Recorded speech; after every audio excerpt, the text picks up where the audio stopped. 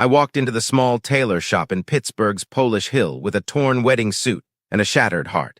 The man who greeted me had silver threading through his dark hair and hands that moved like they knew how to mend more than fabric. I didn't know then that Dominic Rossi would teach me the difference between repair and transformation. Please like this video and subscribe to the channel for more true stories about love and second chances. The late April rain hammered against the windows of my apartment on Dobson Street that morning. I stood in my bedroom holding the charcoal gray suit I'd worn to what was supposed to be my wedding 3 weeks earlier. The jacket had a torn lining, and the pants had a rip near the pocket where I'd caught them on a chair during the reception that never happened. Carson had called it off 2 days before the ceremony. Standing in our shared apartment in Lawrenceville, he'd told me he couldn't go through with it. He said he loved me but wasn't in love with me anymore. He said he'd been feeling disconnected for months. He said a lot of things that blurred together into white noise while I tried to understand how I'd missed every single warning sign.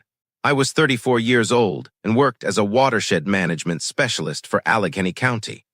My job involved analyzing water quality data and preparing environmental impact reports. I was good at noticing patterns in streams and rivers. Apparently, I was terrible at noticing patterns in my own relationship. Carson moved out within a week. The apartment felt enormous without his music equipment and vintage stereo collection. I'd taken 2 weeks off work and spent most of it walking the city aimlessly. I walked through Shenley Park and along the Three Rivers Heritage Trail. I walked past the places we'd planned our future together. My sister Juliet called me every other day from Columbus. She wanted me to come stay with her family for a while. I told her I was fine. I wasn't fine. I was hollowed out and going through motions. But I'd forced myself back to work the previous Monday. My colleague Renee had squeezed my shoulder without saying anything when I walked into the office. My supervisor had been quietly understanding about extending deadlines. Everyone had been kind in that careful way people are kind around fresh grief. The suit was the last piece of wedding debris I hadn't dealt with. I'd donated the decorations to a community center. I'd canceled the venue and the catering and lost the deposits. I'd returned gifts and sent apologetic messages to confused relatives. But I'd shoved the suit into the back of my closet and tried to forget it existed, except I needed it. I had a regional water quality conference in Harrisburg in 2 weeks, and this was my only formal suit. I couldn't afford to replace it. The breakup had already cost me thousands of dollars and most of my savings. I pulled out my phone and searched for tailors near me. Most of the results were dry cleaners offering basic alterations. Then I found a listing for Rossi & Son Fine Tailoring on Brereton Street in Polish Hill.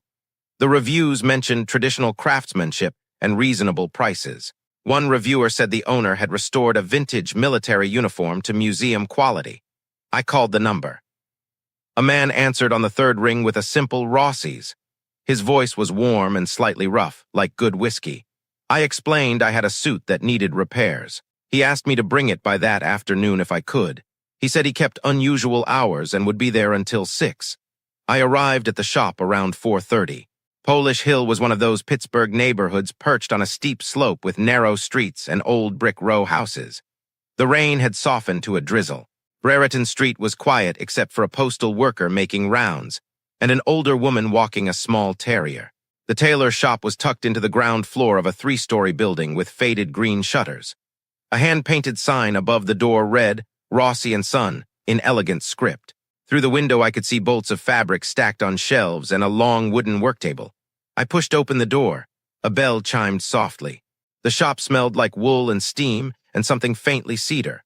Classical music played quietly from a radio on the counter. A man emerged from the back room wiping his hands on a cloth. He was maybe late 40s or early 50s, with thick dark hair going silver at the temples. He wore gray slacks and a white shirt with the sleeves rolled to his elbows. His forearms were muscled in the specific way that comes from years of physical work. He had dark eyes and the kind of face that looked serious until he smiled. He smiled when he saw me. "You must be the 4:30 call. Come in, I'm Dominic." "I'm Vaughn," I said, suddenly conscious of my rain-dampened jacket and the garment bag draped over my arm. "Thanks for fitting me in. Not a problem, let's see what we're working with." I unzipped the bag and lifted out the suit. Dominic took it carefully and carried it to the work table near the window. He examined the torn lining with the focused attention of a surgeon. He ran his fingers along the seams and checked the fabric weight and construction. "Good bones," he said quietly. "This was made to last. The rip in the pants is clean. The lining tier is more involved, but absolutely fixable. When do you need it?" 2 weeks, I have a conference. "That's plenty of time." "I can have it ready in 1 week." He named a price that was more than fair. I nodded, and he wrote up a ticket with my name and phone number. His handwriting was surprisingly neat. "Can I ask what happened?" he said, nodding toward the suit. "Just so I understand the damage." I hesitated. "It was my wedding suit. The wedding didn't happen. I caught the pants on a chair during the aftermath, and I think I damaged the lining when I was packing things up in a hurry." I don't know why I told him the truth. Maybe because his expression didn't change. Maybe because he just nodded like he'd heard worse. "I'm sorry," he said simply. "That's a hard thing." "Yeah," I cleared my throat. "But I still need the suit, so we'll get it sorted." He folded the suit with precise, economical movements. "Come back next Thursday, should be ready by then." I thanked him and left. Walking back down the hill toward my car, I felt something unfamiliar. Not relief exactly. Maybe just the small comfort of having completed a task, of moving one step forward. I thought about Dominic's hands on the fabric, the way he'd handled the suit like it mattered, like it was worth saving. The following Thursday, I returned to the shop just after 5. The evening was clear and cool. Polish Hill looked softer in the slanted spring light. I could see down to the Allegheny River from the top of Brereton Street. Dominic was alone in the shop when I walked in. He looked up from a jacket he was hemming by hand and smiled. "Right on time." "Let me get your suit." He disappeared into the back and returned with the garment bag. He unzipped it and showed me his work. The pants looked perfect. The lining had been replaced with a silk blend fabric that matched the original so closely I had to look twice to see the repair. "This is incredible," I said. "You can barely tell it was damaged." "That's the idea." He helped me into the jacket so I could check the fit. It settled onto my shoulders like it had been waiting for me. "How's that feel?" "Perfect, really, thank you." I paid him, and he folded the suit carefully back into the bag. I should have left then. Instead, I found myself lingering near the counter. "Have you been doing this a long time?" I asked. 30 years. I apprenticed with my father when I was 17. He had this shop for 40 years before that." Dominic leaned against the work table. "It's a dying trade, honestly. Most people don't want to pay for real alterations anymore, but I've got enough steady clients to keep going. The sign says Rossi and Son.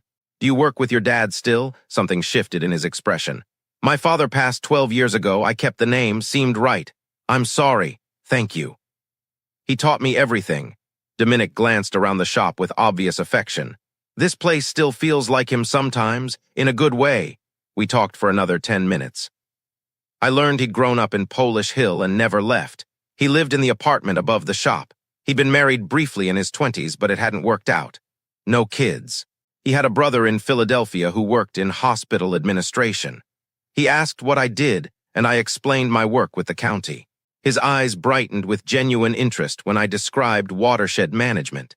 He asked thoughtful questions about the rivers and water quality. He said he'd lived next to the Allegheny his whole life and never really understood how the whole system worked. The conversation was easy, comfortable. When I finally left, I felt lighter than I had in weeks. I didn't expect to see him again. Pittsburgh is a small, big city, but not that small. Except 2 days later, I ran into him at the East End Food Co-op on Mead Street. I was picking up groceries after work. He was in the produce section examining tomatoes with the same focused attention he'd given my suit. "Vaughn," he said, looking surprised and pleased. "How'd the conference suit work out?" "Conference isn't for another week, but the suit's hanging in my closet looking very professional." We walked the aisles together. Our conversation picked up where it had left off. He told me about an impossible client who wanted a vintage tuxedo altered to fit despite the fabric being too fragile to work with safely. I told him about a contentious public meeting I'd attended about stormwater runoff permits. At checkout, we ended up in the same line. When we walked outside, he hesitated on the sidewalk. "I don't usually do this," he said, "but would you want to get coffee sometime? Just as friends, you seem like good company." My heart did something complicated. "I'd like that." We exchanged numbers. He texted me the next afternoon suggesting a place called Commonplace Coffee on Penn Avenue. We met that Saturday morning. The cafe was busy with weekend regulars. Dominic was already there when I arrived, sitting at a small table near the window with 2 mugs in front of him. He'd remembered I took my coffee black. We talked for 2 hours. The conversation moved through topics like water finding its level. He told me about learning to sew as a kid, how his father had been strict but patient, how he'd briefly considered becoming a chef before realizing his real skill was in precision handwork, how he'd come out to his traditional Italian family at 23 and lost some relatives but kept the ones who mattered. I told him about growing up in a suburb outside Pittsburgh, about studying environmental science because I'd loved rivers and streams since childhood, about Carson and the failed wedding, and how I was still figuring out how to be a person again. "You seem like you're doing okay," Dominic said gently, "considering. I'm trying, some days are better than others. That's all you can do. Just keep moving forward." Something in his tone made me ask, "Have you had your heart broken?" "Spectacularly, more than once." He smiled, but it was edged with old pain. The marriage ending was mutual, but it still hurt. And I had a relationship about 5 years ago that I thought was forever. Turned out he had a different definition of forever. "I'm sorry. It's life. We survive. We get better at knowing what we actually need." He traced the rim of his mug with one finger. "I'm pretty content these days. I've got my work, good friends, I'm close with my brother, I date occasionally, but I'm not in a hurry." The honesty was refreshing. Carson had always been guarded about his feelings until the very end when everything came out at once. Dominic seemed comfortable with vulnerability. We started seeing each other regularly after that. Coffee on weekends, lunch during the week when our schedules aligned, a walk through the Strip District on a sunny Sunday. We saw a documentary about climate change at the Harris Theater. We got dinner at a quiet Vietnamese restaurant in Bloomfield. It felt like friendship, easy and uncomplicated. Except I started noticing things. The way Dominic's whole face changed when he laughed. The competence in his hands, whether he was gesturing while talking or handling a menu. The way he listened like every word mattered. I wasn't ready for more than friendship. My heart was still tender and half convinced it would never trust anyone again. But I couldn't deny the pull I felt toward him. Then one evening in late May, we were walking along the riverfront near Millville. The sun was setting over the water in shades of orange and pink. Dominic had just finished telling a story about a client who'd wanted her deceased. Husband's suits turned into a quilt. The project had taken him months, but she'd cried when she saw the finished piece. "You really care about your work," I said. "It's not just a job for you." "No. It's never been just a job." He stopped walking and looked out at the river. "My father used to say that when you make something for someone or fix something they care about, you're holding a piece of their life in your hands. You have to honor that." The tenderness in his voice did something to me. I realized I was staring at him. He turned and caught my expression. "What?" he asked softly. "I think I'm in trouble," I said. "What kind of trouble?" "The kind where I'm starting to feel things I didn't plan on feeling." The air between us changed. Dominic's eyes searched my face. "Vaughn, you just got out of something serious. I don't want to be a rebound or a distraction." "You're not. I didn't expect this either, but I can't pretend I don't feel it." He stepped closer. "I've been trying to be careful, trying not to push, but I've been feeling it too." "Yeah," he kissed me then, gentle and questioning at first, then deeper when I responded. His hands came up to frame my face, and I felt the calluses on his fingers and the steadiness in his touch. When we broke apart, I was breathing hard. "Is this okay?" he asked. "More than okay." We stood there by the river while the sky darkened and the city lights came on around us. I felt terrified and hopeful in equal measure. We took things slowly. Dominic insisted on it. He said he wanted to do this right, not rush into something we'd regret. I was grateful for his patience, even though part of me wanted to dive in head first. We had long conversations about what we both needed. I admitted I was still processing the breakup with Carson and probably would be for a while. Dominic said he understood and wasn't going anywhere. He'd learned the hard way that real things were worth waiting for. My sister Juliet was cautiously supportive when I told her. She'd liked Carson, but she'd also thought we'd rushed into the engagement. She said if I was happy, she was happy, but to please take my time. I met Dominic's close friends in early June at a backyard barbecue in Brookline. They were warm and welcoming and clearly protective of him.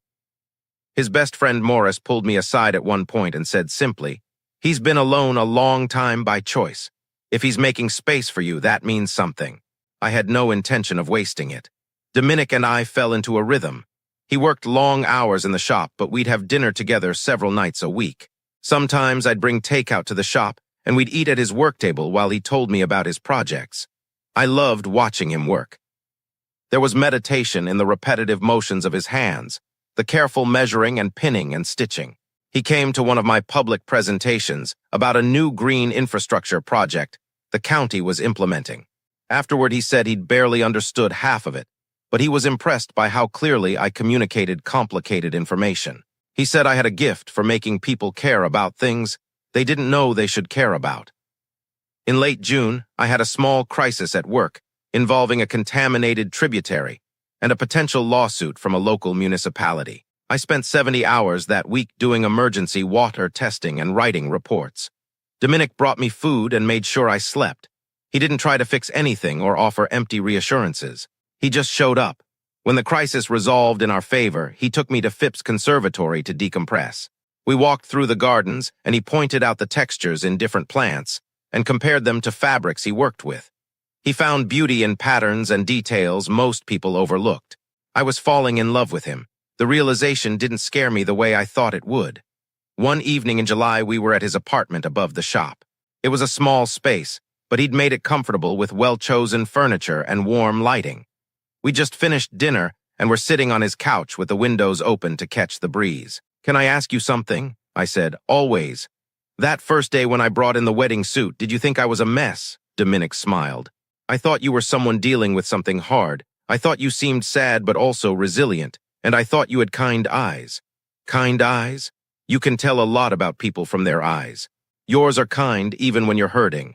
He reached over and took my hand. "Can I ask you something?" "Of course. Are you happy right now with us?" "I'm happy," I said honestly. "I didn't think I would be again for a long time. But yeah, I'm really happy." "Good, me too."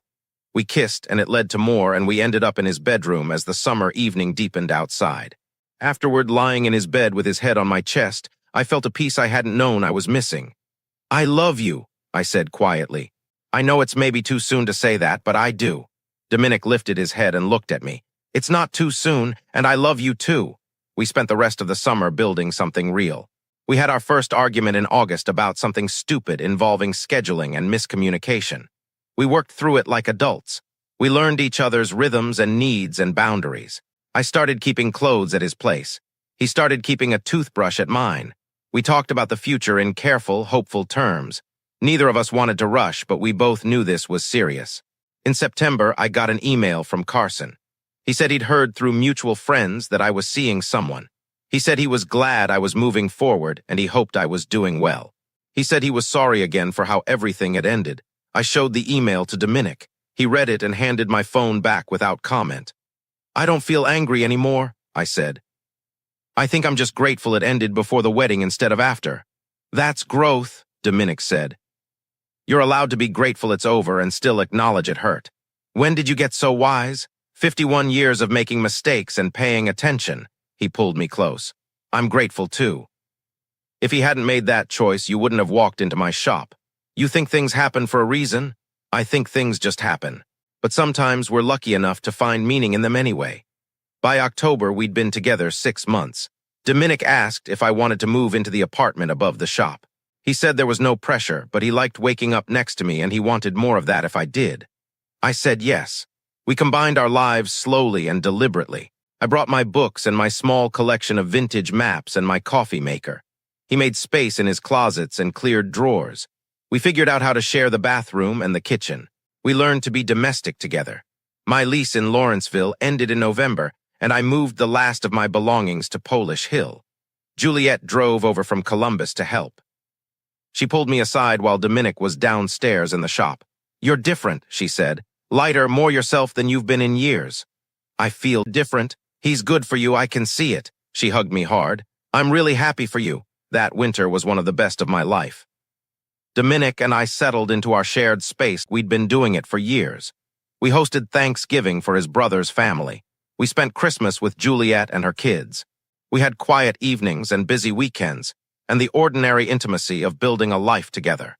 One evening in February, almost a year after I'd first walked into his shop, we were having dinner at the little table by the window. Snow was falling softly outside. Dominic had made pasta from scratch, and I'd opened a good bottle of wine. "Do you ever think about that first day?" I asked. "When I brought in the suit?" all the time. I remember thinking you looked lost. I was lost completely. And now I looked around the apartment at the life we'd made. At the man across from me who'd seen me broken and helped me remember how to be whole. Now I'm found, I said. Dominic reached across the table and took my hand. His grip was steady and sure. The same hands that had repaired my wedding suit. The same hands that had held me through hard nights and good mornings and everything in between. I have something for you, he said. He got up and went to the bedroom, returning with a small wrapped box. Inside was a vintage compass, beautifully restored with a brass case and clean glass face. I found it at an estate sale, Dominic said. I know you love maps and old navigation tools, and I thought, well, you helped me find my direction too. So it seemed right. I turned the compass over in my hands, moved beyond words. The needle swung true north and held steady. It's perfect, I managed. Thank you, you're welcome. We finished dinner and cleaned up together and went to bed early. The snow kept falling outside while we lay wrapped around each other in the warm dark. I thought about broken things and repair, about the difference between fixing something to look like it was never damaged and transforming it into something new and stronger. Dominic had taught me that some kinds of mending don't hide the scars. They honor them. They work with the damage instead of